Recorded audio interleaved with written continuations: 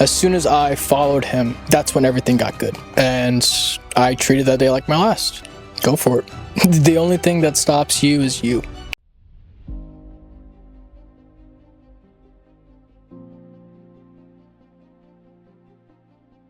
What is your name and who are you? My name's Kaan Kurt. I'm the owner of Quarter Athletic, and I am blessed to share my testimony here today with Noah Borton. How did God introduce himself to you? Ooh. Man, meeting God was like a full circle moment.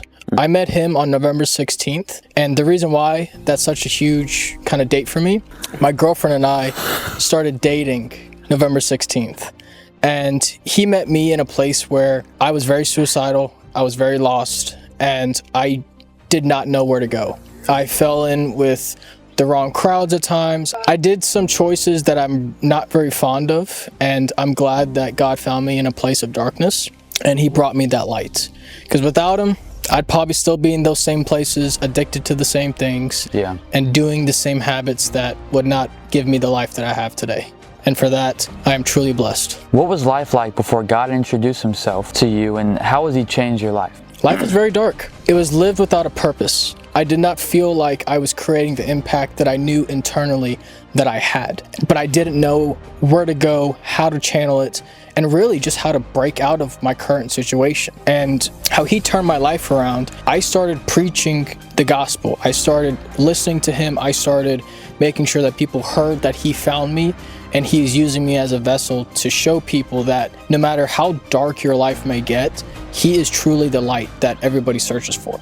And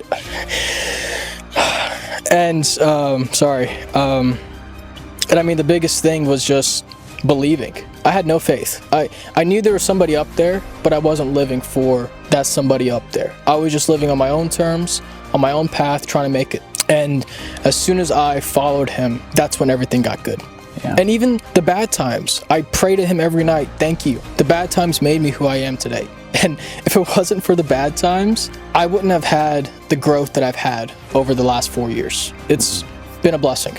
Yeah. After the changes God made in your life, how did the healing process look or feel? The healing process. It was hard to break out of those choices, break out of those habits. Like, you're so accustomed to one thing, and then when that uncomfort comes in through God's will, it is truly an experience that you will always remember. You'll always remember the time and place you were when it all clicked for you, the time and place where you said no. And from there, you build the strength that he's here. Every day I feel he's here. I wake up, I may be tired, I may be stressed, I may be uncertain about what's coming, but I know that I have to keep going forward. And with that, he's always there nudging me like, you know, you got to do this, you know, you got to do this. And then I do it, I'm like, it's euphoric. Yeah.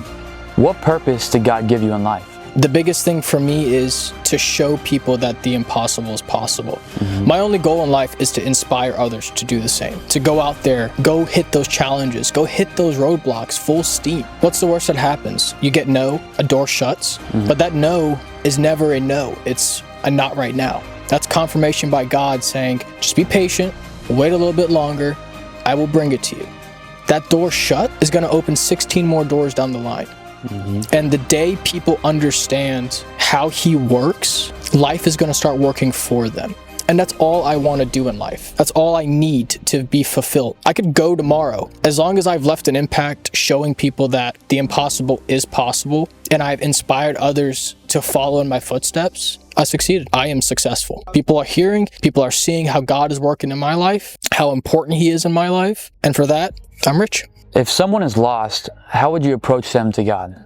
I just try to listen. I try to listen where they're hurting. I try to listen how they're hurting, and then try to lay out some of my experiences or similar instances and try to tell them like, hey, this is how God helped me. This is how I navigated through the storm. It doesn't matter how dark you are. As long as you are accepting that God is willing to heal you, you are willing to take the uncomfortable route of that healing process, I think you can pull yourself out of there. It's not going to be overnight. I'm still healing. Like, it's 4 years later, I am still healing. The biggest thing was faith. The faith is driving me every day to become a better person, break old habits, create new ones, better ones, by expressing, by showing them how he has worked in my life. I'm sure that once they listen, I'm sure that they will start leading a life for God.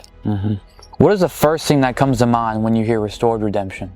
For me, it's more so of like a beacon. You are restored and then you are redeemed. No matter how much sin you have done, it doesn't matter in God's eyes, for so long as you trust in his hand. To truly be restored, as a human, we will ever be restored because we go through so much on a day-to-day basis. God is always there to help us, but going through those trialing times, I think that's what makes us better each and every day. I think without those trial periods, we won't be the best version of ourselves. And to truly go back to being restored, like I said, we won't ever be restored as a human, but we can create peace in ourselves knowing that God is in our hands. And to be redeemed is to be able to break those old habits, create those new ones, and then going into a new life. Because I think that's being redeemed. You're redeeming yourself. You're redeeming yourself in front of God that, hey, I am following your word. I am following your guidance. I am doing all that you're asking, and you are paving the way. So, restore redemption.